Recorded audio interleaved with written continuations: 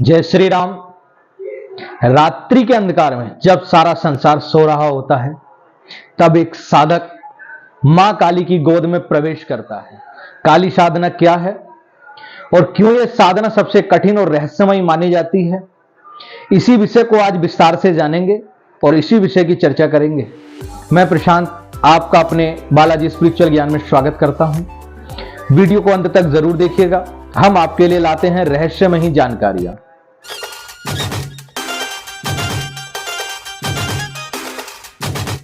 मां काली कौन है? समय की देवी, काल को निगलने वाली, मोह, अहंकार, अज्ञान का नाश करके ज्ञान का उत्सर्जन करने वाली, आत्मबोध का ज्ञान कराने वाली, ममतामयी भगवती आदि शक्ति, मनुष्य की नाभि में स्थित कुंडलनी शक्ति के रूप में मनुष्य का संचालन करने वाली देवी महाकाली। काली साधना क्या है? काली साधना एक आध्यात्मिक गहन अध्ययन है। यह साधना भय, अहंकार, मोह को छोड़कर ज्ञान, प्रकाश, भक्ति की तरफ बढ़ने की साधना है।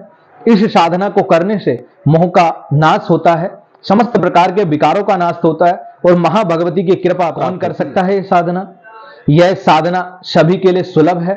सारे इस साधना को कर सकते हैं। इस साधना के लिए गुरु कृपा का होना बहुत जरूरी है। गुरु के सानिध्य में यह साधना करी जाती है। निडरता और भय का दूर करने वाला व्यक्ति जो आपको इस मार्ग पर आगे बढ़ा सके, ऐसे प्रशिक्षण गुरु की आपको आवश्यकता होती है।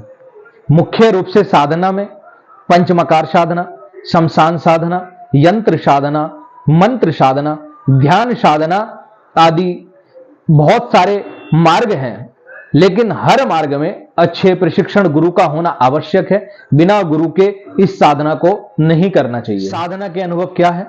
देखिए, साधना जब आप करने बैठते हो तो प्रारंभ में भय का लगना, उच्चाटन का होना, आसपास किसी की मौजूदगी का महसूस होना, यह स्वाभाविक लक्षण है।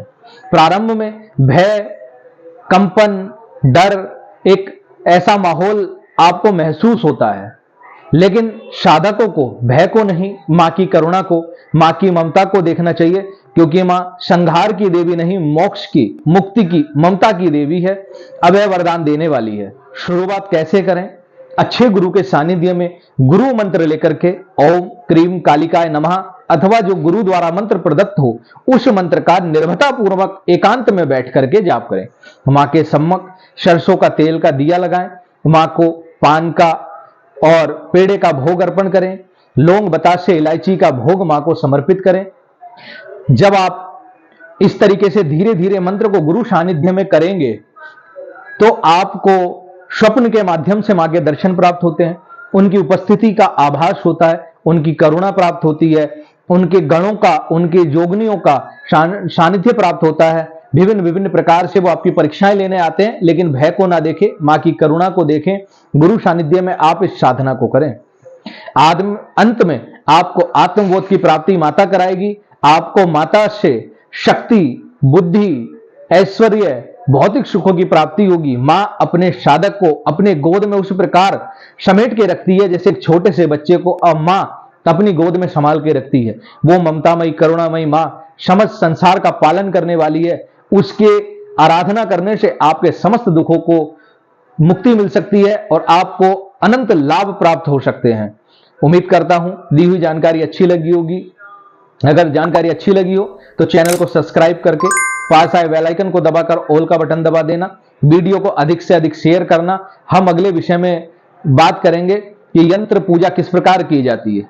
जय श्री राम, जय महाकाली।